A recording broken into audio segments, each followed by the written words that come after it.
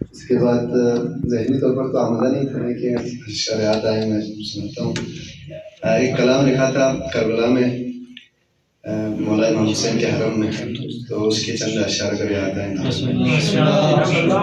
عرض کیا تھا کہ رحمتیں نازل ہوئی مجھ پر اسی گنبد تلے، رحمتیں نازل ہوئی مجھ پر اسی گنبد تلے، جب بھی سجدے میں جھکایا سر اسی گنبد تلے. رحمتیں نازل ہوئی مجھ پر اسی گنبد تلے، جب بھی سجدے میں جھکایا سر اسی گنبد تلے.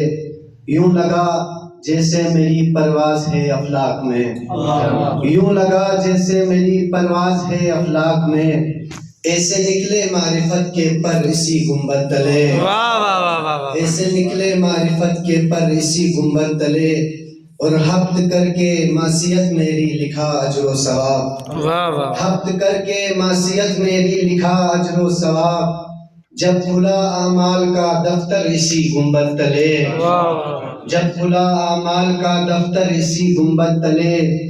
اور یہ شعر ملاحظہ ہو کہ لوگ مانگے زندگی لیکن میرے دل نے کہا، لوگ مانگے زندگی لیکن میرے دل نے کہا، کاش مر جائے تیرا نوکر اسی گنبد تلے، کاش مر جائے تیرا نوکر اسی گنبد تلے.